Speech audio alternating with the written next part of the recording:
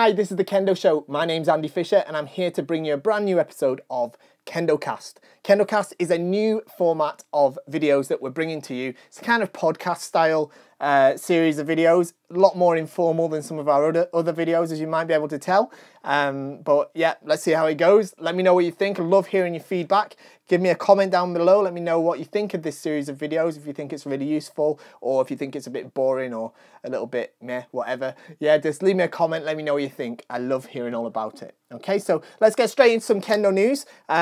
Basically, the last few weeks for Kendo in Japan has been really, really big. We've had some really big tournaments going on. We've had the ladies Todofuken Taikai. That's the basically the inter-prefectural team championships, where each prefecture from around Japan puts a team in. They have one team each, this time of ladies, and obviously they compete to be the best in Japan. It was a great tournament held in the Nihon Budokan, where the World Championships was held last year, and it was won by Osaka Prefecture. A very, very strong prefecture for Kendo, and yeah, very well done to the Osaka team for that. Indeed, there was also the Gyokuryuki here in Fukuoka. We made a short video about the Gyokuryuki, actually introducing you to it. I'll throw a link up somewhere on the screen. I'm not sure. One of these sides. I'll throw over a link here if you haven't seen it already. Have a look, and we've basically made a short video where myself and my colleague Max went over to the Marin Messe in Fukuoka and brought you a little bit of an intro to the Gyokuryuki. It's a very, very interesting tournament. Some slightly unusual rules in that it's kachinuki, in that that means basically that you have two teams, and instead of the usual setup where your senpo fights senpo, jiho fights jiho, you have senpo against senpo, and if one team senpo wins, he stays in and goes on to fight the jiho of the opposing team. So it's a kind of winner stays in format, which is really, really great. It leads to some really exciting Shiai, obviously. You can see sometimes a team's senpo can be so strong he'll eliminate all 5 of the opponents without any of his teammates having to play at all, or her teammates having to play at all. And sometimes you'll see the senpo get all the way through to the taisho, but the taisho of the other team is really strong, and he'll actually come back and take out the other 5. So it can result in really long but really dramatic matches. So really, really great. The results as well, brilliant. Girls, we had Nakamura Gakuen winning that with Chikushidai in the runner-up. Both schools here in Fukuoka. Very, very good. Very, very famous schools for Kendo. And the boys, obviously the powerhouse Kyushu Gakuen winning first place, with the runner-up being Shimabara. Massive, massive tournament. So to win that is indeed an absolutely massive achievement. You're talking about a tournament here that's got 940 teams or so in it. It takes 5 days, 6 actually if you count the opening ceremonies. Absolutely amazing tournament.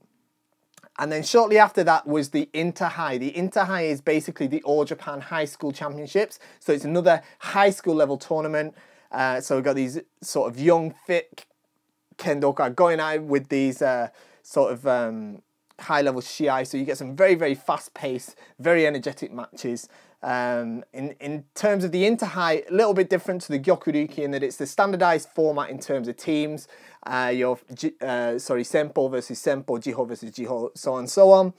But not only that, there's much fewer teams in it. There's only one team from each prefecture, but it carries with it a lot of prestige because it's the All Japan Championships. Okay, each of these teams have worked very hard to qualify for their space in this tournament. So very, very, very, very good tournament there.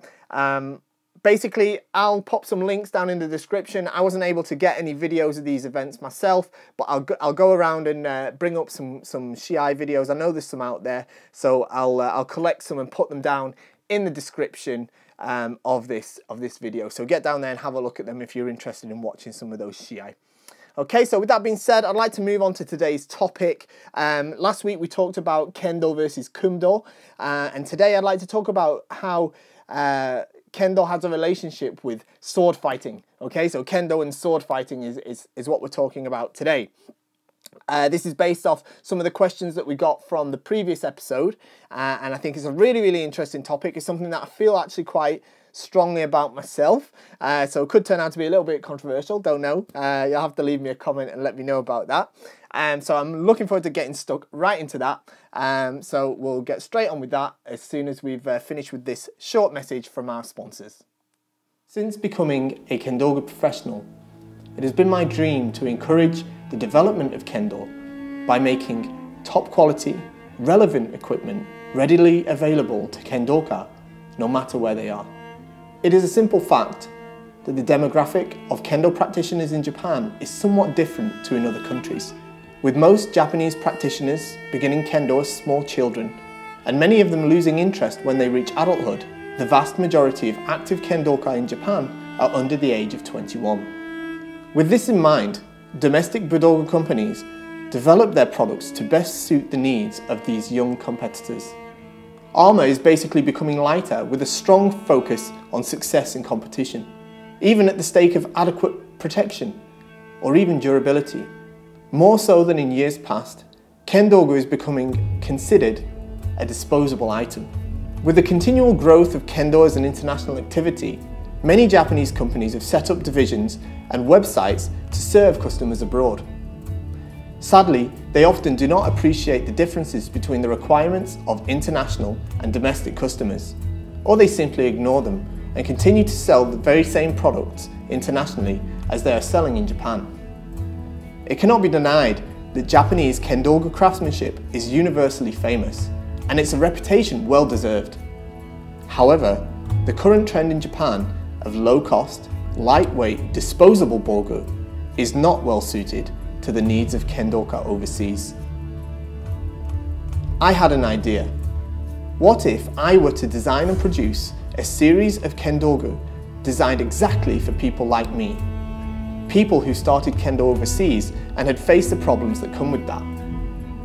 What if I were to produce a set of armour specifically for people who want a good quality set that they can use for any type of encounter?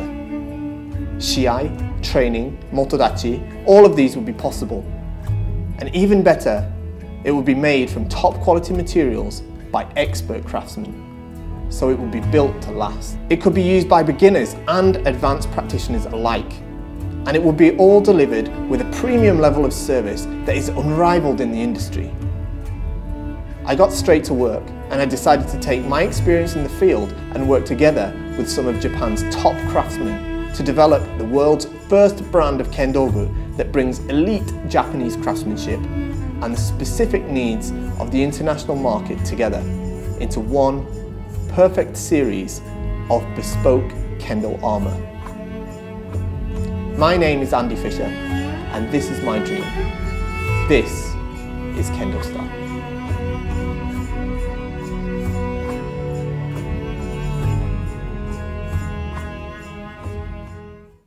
Okay, so that was a message from our sponsors, KendoStar. KendoStar is obviously the website that I operate to help provide the Kendoka of the world with quality Kendo bogu and other Kendo equipment, and basically the proceeds of that go directly towards supporting the Kendo Show. So if you do enjoy the Kendo Show and the content that we're putting out, you can support us by making sure you're shopping over there at KendoStar whenever you're in need of something. And also, right now we've got 30% off. It's only till the 22nd of August. We've got up to 30% off on some of our bogu sets over there. We've just launched some new bogu sets as well. There's a great set on there called Yusei that's a really great value set that's 100% made in Japan to your exact specifications too. So get over there and check that out, and don't miss this 30% off deal that's only on there until the 22nd of August. Okay, so without any further ado, let's get straight into this this topic. Like I said, I want to talk today about Kendo and sword fights. Basically, it comes from mainly from a question that was posted on my last video about Kendo and Kundo, and also from some recent talk that's been going around the sort of Kendo community on the internet about the concept of Zanshin and the movements surrounding it. So basically, I think what I want to talk about is how Kendo is related to practical sword fighting, as in fighting with a sword for life and death, okay? So first off, I'd like to just highlight the question that was asked. Thank you very much to Daniel Mulcahy. I hope I've pronounced that correctly. Please do forgive me if I haven't. Hi Andy, I wanted to get your thoughts on the difference between Kendo and Kenjutsu and the sportification of Kendo, specifically with regards to the number of datotsubui, use of bare feet, disallowance of throws, etc. Maybe something you could discuss in the next video. Well, that's what we're doing. Okay, great question. Thank you very much, Daniel, for that. I really appreciate you posting that question. And it's something that I feel very, very strongly about, so I'm really happy to be talking about it. But as I say, I do have a bit of a strong opinion on this, so do feel free to disagree with me. If you disagree with me, that's absolutely fine. Leave me a comment. Let me know where you think I'm wrong, and let's get a discussion going. I'd love to see the comments from you. Basically, before I go on, I'd like to sort of define some of the terms that Daniel's using there in his question. He's asking about the difference between Kendo and Kenjutsu. Now, Kenjutsu is obviously different to Kendo in that Kenjutsu is the art of practically, I mean, I've never studied Kenjutsu, so I have no experience in it, but my understanding is that Kenjutsu is a method of study that allows you to become skilled at sword fighting, okay? With real swords in a sort of practical way. He also mentions the sportification of Kendo, specifically with regards to the number of datotsubui. Datotsubui in Kendo means the striking areas, the areas you're allowed to hit. And I'm guessing from the phrasing of his question, he means the number of datotsubui. I think he means, I'm guessing, and do correct me if I'm wrong, Daniel, I think you're referring to the lack of them, in that we've only got 4 main target areas: the men, the kote, the do, and the tsuki. And also the use of bare feet, of course. Yeah, I wouldn't necessarily, I don't know how I feel about the term sportification. I guess I'll get to that in a minute. Basically, Kenjutsu and Kendo are 2 completely different things, and of course they both have similar origins. In fact, it's fair to probably say that Kenjutsu is an origin, at least an influence, of modern Kendo, but that's obviously not to say in any way that they're the same, and I think it's a little bit unfair to compare them in some ways. Of course, this is my own opinion, so do feel free to disagree. Like I said, I've no experience in Kenjutsu, so, you know, I might be saying something that's totally wrong for you Kenjutsu practitioners out there, and if I do say something that's totally wrong in regards to Kenjutsu, do feel free to correct me on that too. But basically, from the point of view of Kendo and sword fighting, Kendo is not about sword fighting. Okay, that's a controversial statement for some people, I guess. But Kendo, it's clearly stated that the purpose of Kendo is to discipline the human character through the principles, yeah, of the Japanese sword. Okay, it's nothing to do with achieving victory over someone in a sword fight. It's nothing to do with being able to survive a sword fight. And for that reason, many elements of Kenjutsu, which is probably, in my understanding, a more practical application of the use of a Japanese sword, Kendo has many things stripped away from it because it's more to focus on core values in order to achieve that sort of self-improvement through making it harder in some ways, and in other ways making it easier. The reason we practice in bare feet on a smooth floor is because, you know, the idea of part of the idea of the ningen keisei, the improvement of your character, is through hard repetitive training and through pushing yourself through physical and mental barriers. And it's not about negotiating terrain or you know, dealing with uneven ground and stuff like that. It's kind of irrelevant to the point. in terms of the way, the vehicle that Kendo has become to take us in the direction of that self-improvement. I'm not saying that you can't achieve self-improvement through the practice of Kenjutsu, because of course you can, and I think you absolutely can in the same way that you can with Kendo. It's just that Kendo is a different method towards achieving that goal. So I think to approach Kendo with the mindset of becoming a better swordsman or a sword fighter is kind of a mistake in the first place, and you certainly won't achieve that through practicing Kendo. I'm sure there's many very, very skilled Kendo practitioners that probably wouldn't last very long in a real sword fight, which is, you know, kind of obvious, because Kendo doesn't cater to becoming a sword fighter. And it kind of links to the concept of Zanshin. There's a lot of talk on the internet recently about the concept of Zanshin and how you should behave or hold your Shiai has been a big thing whilst performing Zanshin. The term Zanshin is literally written in Japanese with two characters. The character to remain, nokoru, or is also read as zan, and the other character is heart, but it's the kind of concept of heart, as in, it doesn't mean your actual heart beating heart, it means like your spiritual heart, and that's written with the character kokoro, or shin, as is the other reading, which is why you can read it as zan shin. So it means the remaining spirit, okay, is literally what it means. Now, therefore, a lot of this talk that I've seen on the internet, and again, this is my personal opinion, has been a lot about how should I hold the Shiai after I've done Do? Is that the correct Zanshin? How should I hold my Shiai after I've done this kind of men attack? Is that the correct Zanshin? You know, should you hold your Shiai in X position, or should you hold it in Y position after hitting Hikiwaza, stuff like that? And I can't help but feel when I read that a lot of this talk kind of misses the point slightly of what Zanshin really is about. Zanshin is about, it's a very difficult concept to put into words, but it's kind of about self-awareness after a successful strike's been made. And it's much more of a spiritual concept. It's about what's called kigamae. Okay, so we have the kamae in Kendo, which is holding the Shiai in chudan no kamae, jodan no kamae. We think of that as kamae, yeah? But there's different types of kamae. There's migamae, which is the kamae of the body, and there's kigamae, which is the kamae of the spirit. And Zanshin is about that, the kamae of the spirit, okay? And not really so much to do with the kamae of the body, the migamae.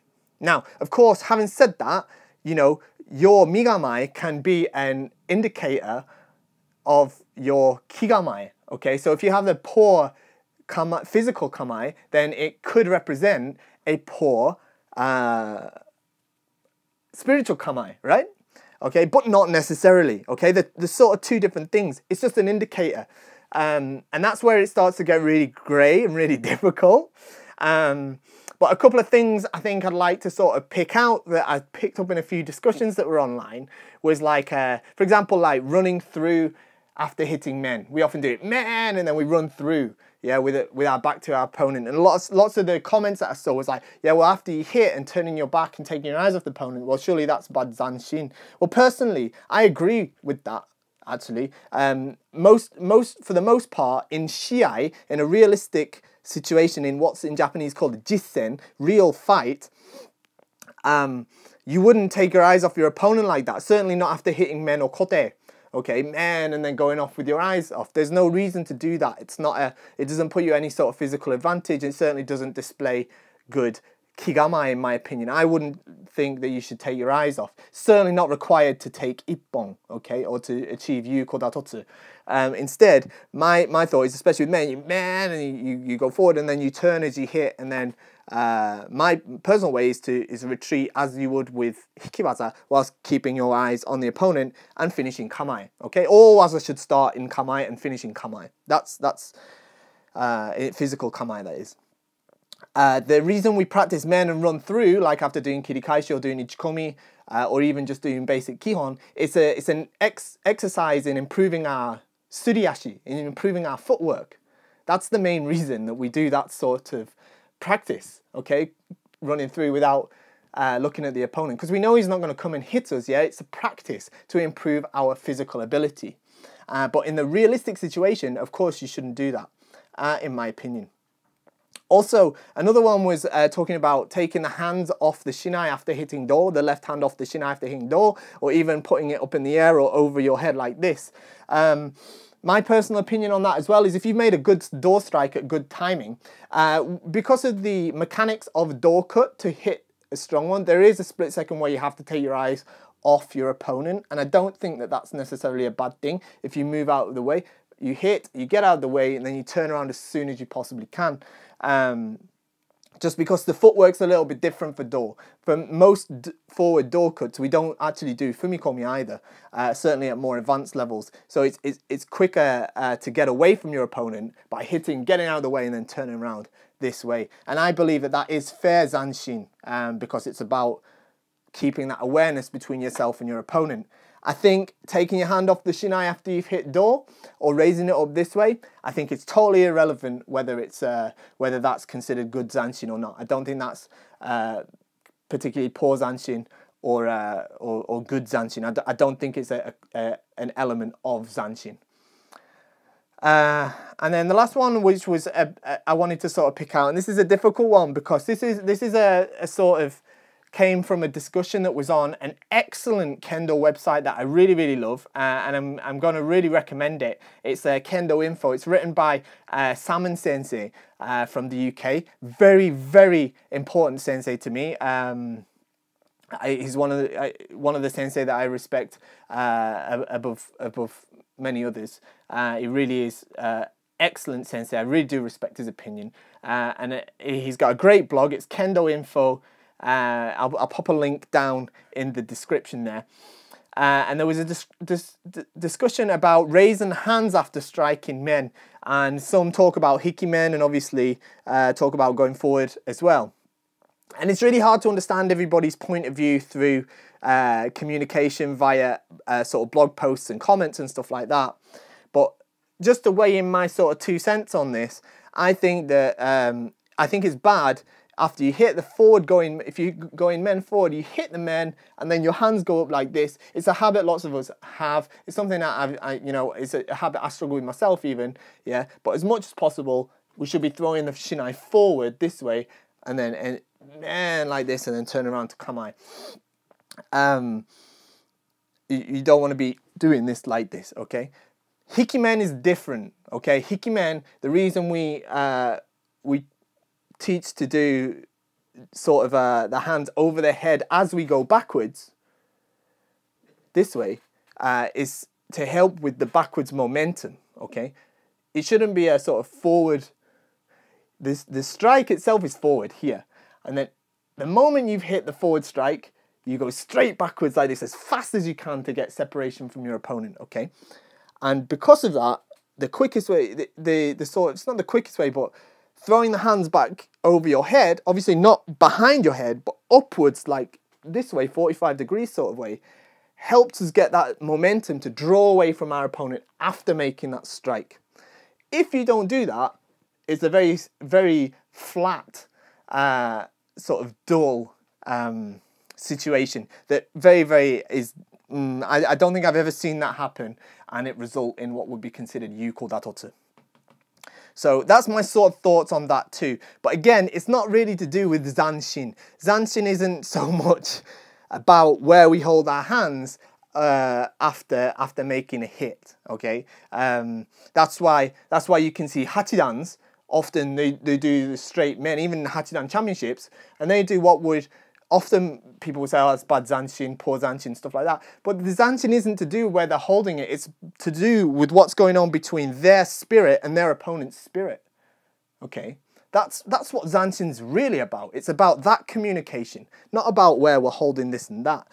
in my opinion anyway. Maybe I'm wrong. If you think I'm wrong, let me know down there in the comments, yeah? Tell me how wrong I am, because, you know, I'm not saying that I'm definitely right on this. This is just my own opinion in terms of what I've studied about Kendo so far. And at the end of the day, Kendo is art, in my opinion. It's for me, it's much deeper than sort of small, trivial movements, physical details, stuff like that. I think there's lots of ways that these sort of concepts can be interpreted, and that's why you see so many eighth dans, going back to the example of eighth dans, that's why you see so many of these eighth dans that do Kendo that's totally different. If Kendo was about physical movements, all the eighth dans would look the same. But they don't. They've all got different Kendo that looks totally different. You take one eighth dan and another eighth dan and you put them together and they both got Kendo that looks totally different from a physical point of view.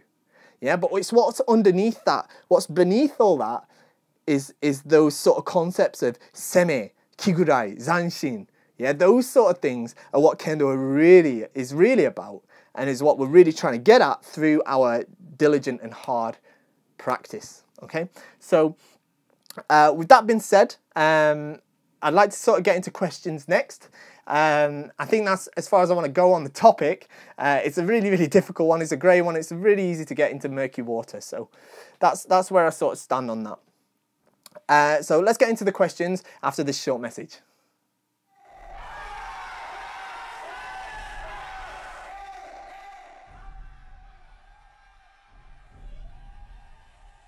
Are you considering a trip to Japan to further your pursuit of Kendo? How would you like to enjoy the experience of practicing at the beautiful Shubukan, home of the Fukuoka University of Education Kendo Club? Here, you can enjoy practice with some of the country's top Kendo practitioners under the watchful eye of some of the world's most famous English-speaking teachers, including acclaimed author Sotaro Honda Sensei and Masatake Sumi Sensei, all in this beautiful and historic Kendojo.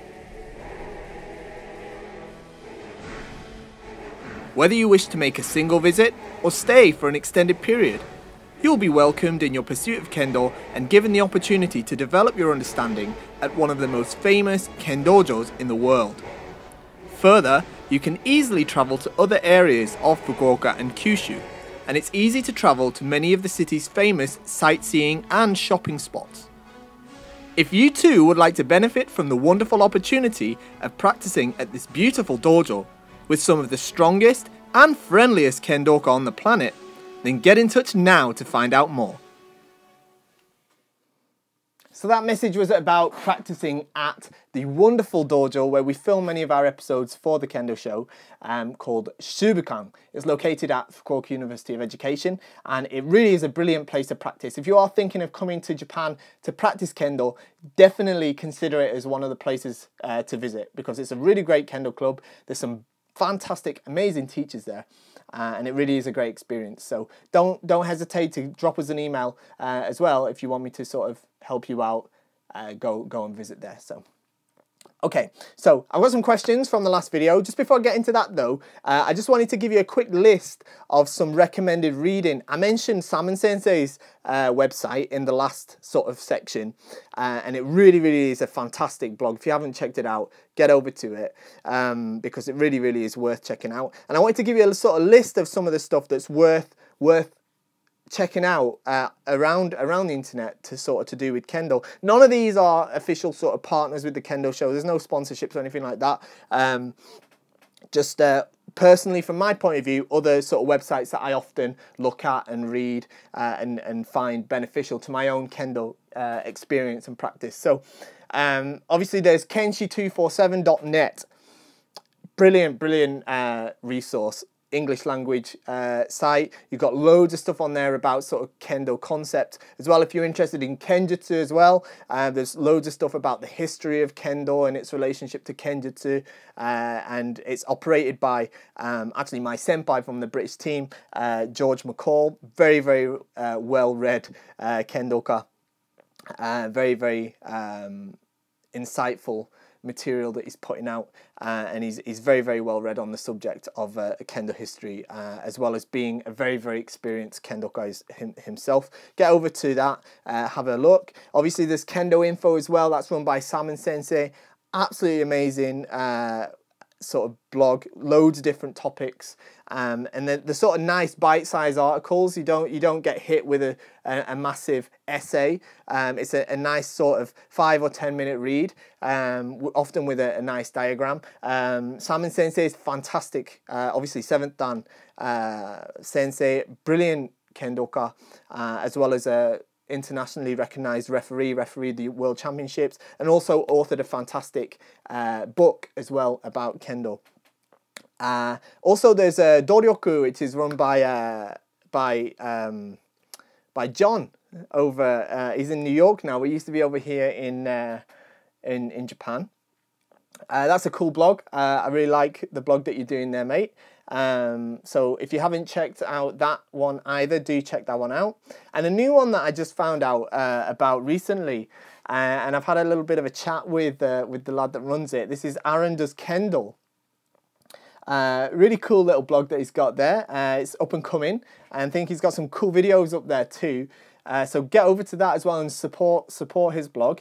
I've added a few comments to one of his articles as well, about washing kote and stuff like that. So do get over to that. There's a Facebook page, and there's probably a YouTube channel as well. He's got great videos. The videos are really, really good. Great high quality videos, and brilliant production value too. So get over to that too. The next one, this one's in Japanese, I'm afraid. It's Let's Kendo, yeah, but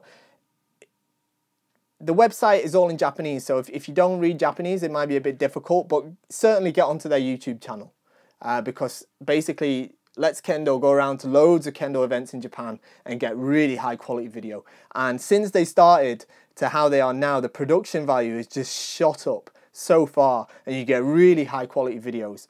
It really is worth checking out. So get over to Let's Kendo's YouTube channel if you haven't subscribed to that one yet. And of course there's Kendo World as well. Kendo World has been like the mainstay of kendo resources in English for years now. They've got the magazine, which is fantastic, they've got the awesome website, there's the forums, and obviously they've got the series of publications as well, and there's some very, very important publications that those guys put out. So yeah, you definitely need to be, I mean, I don't feel like it's such an important one. I don't even feel like I should be introducing it on here, because I'm sure you already know about it. But yeah, get over to kendoworld.com. And then of course, the Kendo Show is what you're watching now. We're doing our best to get out our content to you guys as informative and easy to understand as possible. And I've also started another blog called About Kendogu, where as a Kendogu professional, I thought it'd be nice to have a sort of place where I can put up sort of articles and blog posts about Kendogu itself, as opposed to sort of bringing it, oh, this is a new product, you should buy it sort of thing, or this is a video how to do men or whatever, which is what I've been doing so much up to now. This is more about letting you guys know a little bit more about Kendogu itself and how it's made and how to choose a good one and the differences between materials and stuff like that. Not just Bogu, but Shiai uniforms, stuff like that. Still quite new, and I am super busy, so I don't necessarily get to update it as often as I'd probably like to. But anyway, check it out if you get a chance. Get down to the description box. I've got links to all of those sites that I just mentioned. So make sure they're on your radar if you are sort of looking for Kendo resources, okay? Excuse me. Okay, so let's get straight into the questions that we've got here. These are questions that were posted as comments on the last video. So if you've got a question for me that you'd like me to cover in the next KendoCast, please leave me a comment right down here below in the comments box on YouTube, and let me know what your question is, and if I can, I'll certainly pick it up and do my best to answer it in the next episode. So ask me a question down below, okay? So apologies if I'm not pronouncing these names correctly, do forgive me. The first one is from Anani Contours. I hope that's right. Sorry if I've got that wrong. It says, "Hi Andy, thanks for the video. Really good to learn more about Kendo and Kumdo. For a suggestion of the topic, I saw in one of your streams, someone asked about the difference between European Kendo versus Japanese Kendo. And you said there's more difference between respect and manners than anything else. This answer surprised me because I thought the Japanese would be more strict with the Kendo manners. So maybe you could do a podcast with the difference between Japanese Kendo versus Western Kendo. Since I'm a Brazilian currently living in Australia, Kendo practitioner. Cheers and keep up the good work." Thank you very much, Anani, for your question there. Really great question. I really appreciate that one. Basically, he's mentioned in my streams, that's a good point actually. I haven't been able to do a live stream over on Kendo Gamer. That's where I play my PlayStation together with you guys live on Twitch, and we have a sort of chat about Kendo and stuff like that. So get over to the Kendo Gamer Facebook down in the description as well to be kept up to date about live streams if you want to interact with me on a sort of live basis. Okay, so in response to the question about European versus Japanese Kendo, especially in relation to manners, yeah, I remember this coming up in the stream. Basically, someone asked me about what's the difference between Kendo in Japan and Kendo in Europe. Well, and I remember saying one of the biggest things that I noticed is the difference in the approach towards reiho or manners. In that, contrary to how everyone might think, I think in Europe, we have a tendency to take the practice of reiho, or the practice of good manners, much more seriously than most people do here in Japan. That might come as a surprise, but it's absolutely true, okay? There's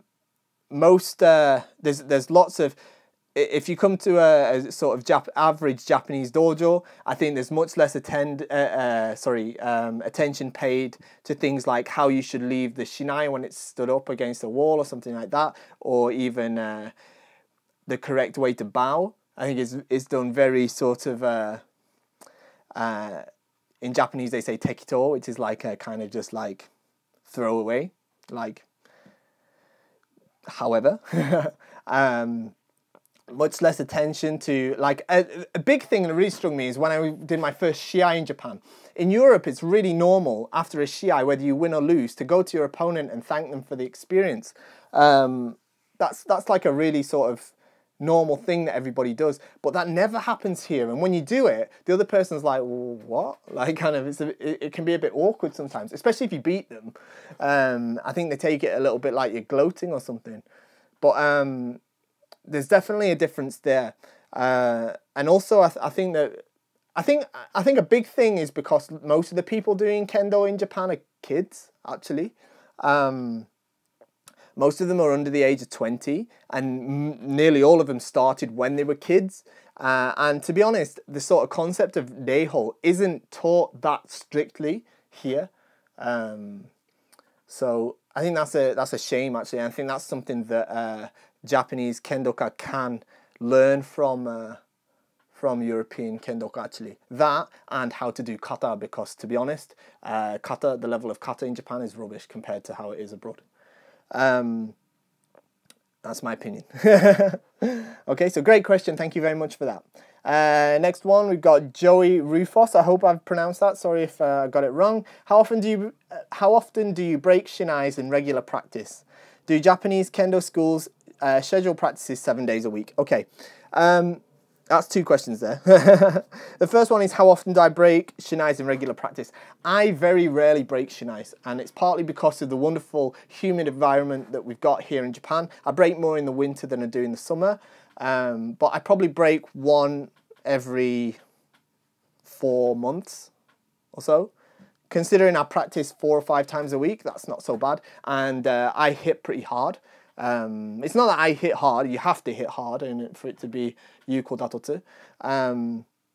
But yeah, I don't break so many because the climate's good here, and I also think it's to do with tenuichi, the way that if you have the good snap in your wrists when you strike, then actually shinai doesn't break so much. My 8-year-old daughter, she breaks shinai lots and lots. She breaks maybe 1 every 3 weeks. It's really expensive.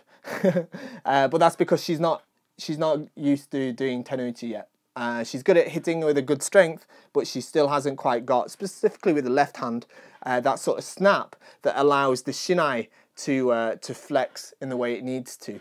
And another thing that I think helps that is that I use a shinai that suits my kendo. In that I have what I consider to be quite flexible tenuchi. I've got quite a lot of snap in the tenuchi that I use, and that suits a flexible shinai more than a rigid shinai. So I tend to use keichiku shinai more so than madake, certainly for practice. For shiai I like to use madake actually, because there's nicer shinai in madake often. But for my regular practice I often use keichiku because it has that more flex. Which is suited more to my kendo, and I think that helps avoid breakage. And the next one is, do kendo schools schedule practice 7 days a week? It depends on the school. I don't know of any that practice 7 days a week. Most schools, if you're talking about high school or junior high school, most of them will practice 5 or 6 times a week. Certainly the serious ones practice 5 or 6 times a week. That isn't to say though that the kids aren't practicing 7 times a week or more. Okay, lots of them will go to practice at school and then go to practice in the evening at the dojo. Okay, so, but the school itself probably only schedules 5 or 6 if it's a serious school for kendo. If you mean school as in dojo though, not as in an actual government school or a school as in an institution, educational institution. If you mean a dojo, then there's very few that schedule 7 days a week. The one that I'm a member of is we've got 3 main practices a week, and then we have an extra sort of optional practice a week as well. So we got 4. I think that's sort of the norm for most sort of dojo, as it were. Okay, so I hope that helps. Thanks a lot for that comment, Joey. Excuse me. Okay, last one before we wrap this up. This comment is from Espada2413. I think that's right. Sorry if I've got that wrong. Greetings, Andy. Great channel, new company. My question is about suburi. If I'm only able to sacrifice 30 to 40 minutes a day for kendo, what results would doing 1,000 suburi a day have on my kendo without regular practicing keiko? And please go over the correct suburi basics in one of your future videos.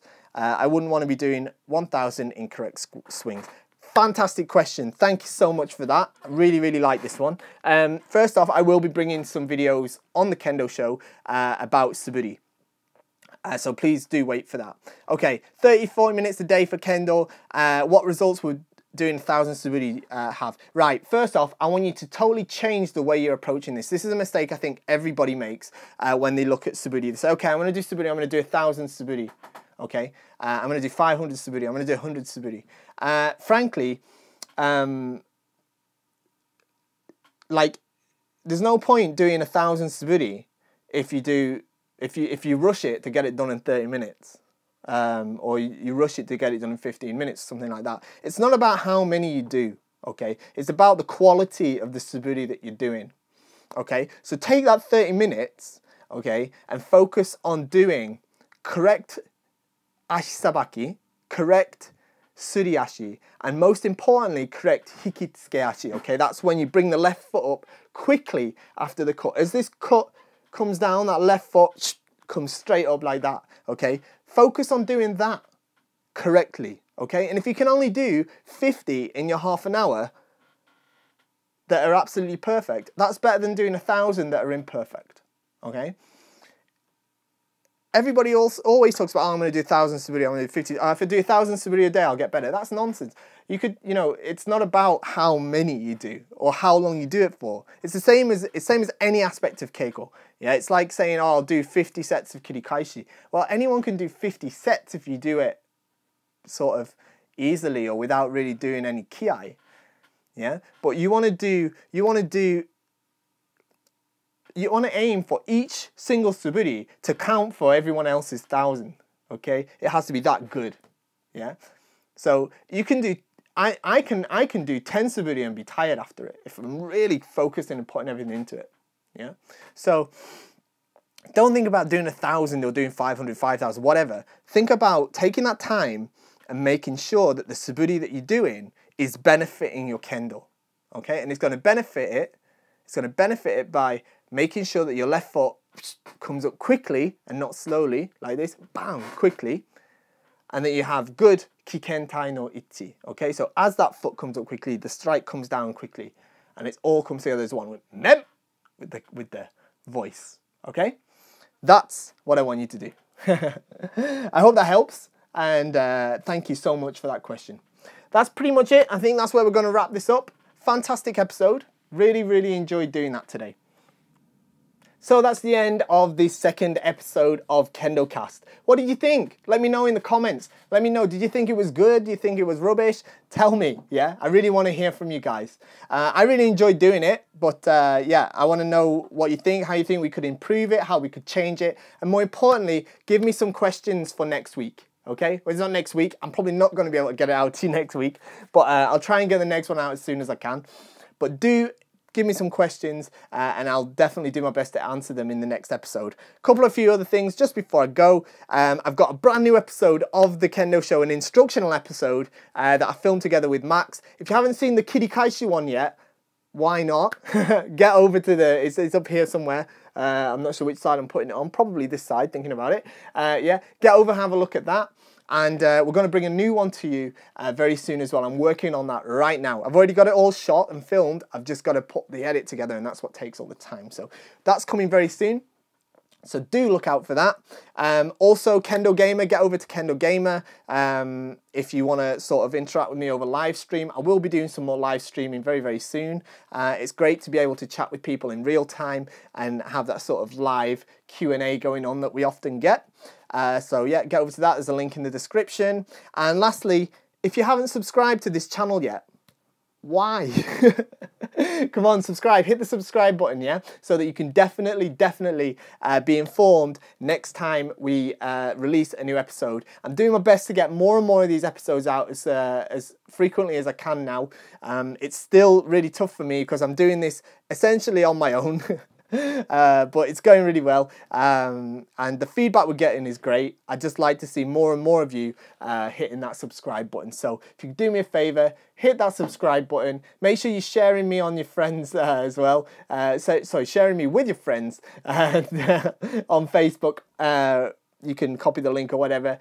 Share it out on Facebook. Give me a like and a share, subscribe, all that stuff. You know, the social media routine. Get on and do that for me. And yeah, that's pretty much it. Thank you so much for watching. It's been a really great time doing this. Looking forward to seeing you guys in the next one.